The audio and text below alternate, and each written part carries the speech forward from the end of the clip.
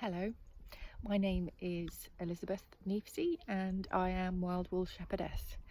And so I thought I'd do you just a small presentation about me and my livelihood and my work and what I provide to my customers. And so first of all, I am in my thinking spot, my working spot, which is in a place called Neaton, which is next to East Bridgeford in Nottinghamshire, and I am just looking over the Trent Valley just across to Gunthorpe. And I was born and raised just 8 miles from here, and this is my little perch, and these are my working dogs, Kess and this is the puppy that I'm training, and that's just my old dog. So this is the valley, and there's some beautiful trees, there's cows in the field and sheep, as you on cue. I told her to do that. And it's just a beautiful place to be, and I'm really lucky. And my workshop, where I do all of my work, is just 5 minutes walk back down that way. And so what I'm working on at the moment is possibly the most challenging piece of work I've ever done to date, and it's a buffalo hide. So I am tanning a buffalo hide by hand myself, and this was traditionally done by the native women, and it would be done in a community of women, so they would tackle this themselves. It was never really to be done by one woman on her own, but I quite like to challenge myself. And I'm at the point where I've almost finished it, and I've made a short documentary of it. Well, I say short, it's probably about an hour. When I finish editing it, I shall put it onto my social media, because I do believe I'm possibly the only person in England to tan a buffalo hide by hand. And the reason I have done this is because I'm actually doing it as a gift. It's not something I'm selling yet, but I may do in the future. And I'm taking it to Canada, to the original people of the Mohawk Nation. And I am doing some work with them, and I'm learning and doing some teaching about their ways of living and caring and tending to our earth, because they have lived in harmony and peace with the earth and connection with the earth for thousands of years. And I do believe that they as a people are who we can learn from the most. And so I'm working in conjunction with them, with my work and my tanning, but also my grazing and how I look after the land around where I live and my little patch.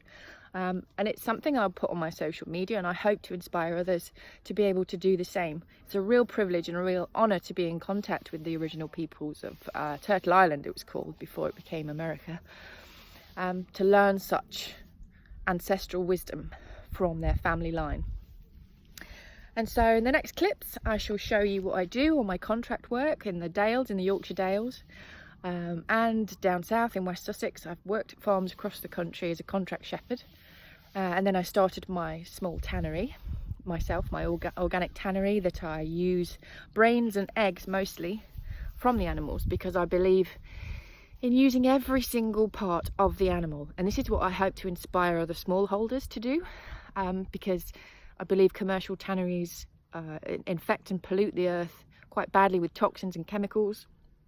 And so I wanted to do things a traditional way that our ancestors probably would have done it many hundreds of years ago. And it's such a beautiful cathartic process. It makes me feel very connected to the earth and my environment, and also to honour my animals that give their life as sacrifice. And so I'm making something beautiful from their skin to pass on to others. People send me their skins from their animals as well, so I can tan for them.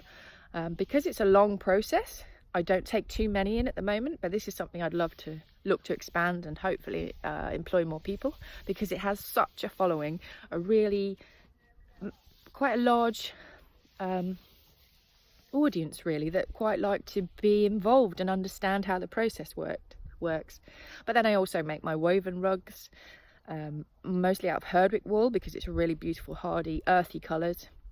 And also I made my felted sheepskins for the vegetarian market, who like to be able to either send me their fleeces from their favourite animals, or follow my flock and my story and buy fleeces from my animals, and they have names, and I make them into a beautiful felted rug which is just backed by felt, not skin. The animal's still munching away and grazing in the field.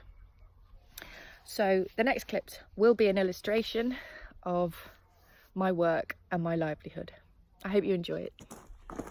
Hello, so here is just a small collection of some of the work that I do, some of the things that I produce and make.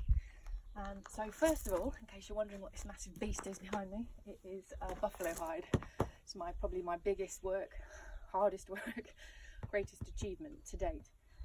Because to do this by hand, it's not really something that's normally done.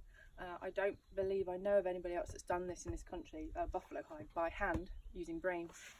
So I had to flesh it all. So I got it, it was covered in meat and fat and flesh, huge hide, put it over a pole and basically used this, which is a primitive tool. It's the actual hip bone from the buffalo made into a tool, and I fleshed it. Got all of the flesh off it. It took me like a full day to do that. And then you string it up onto this trampoline on my own and leave it to dry as rawhide.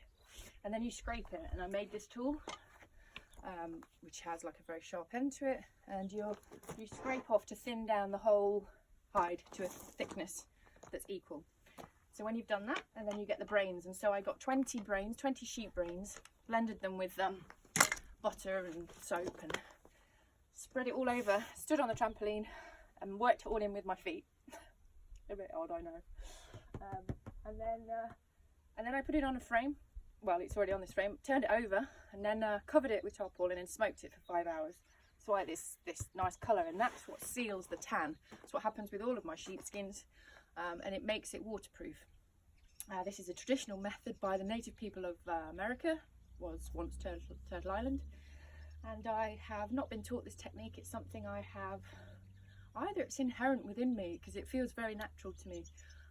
It's just a way of being able to connect very much with our environment and our animals in a way, it's a primitive way that we used to. It makes you care more and nurture them more and really, you know, want to use every single part of the animal well, which is how we used to do it.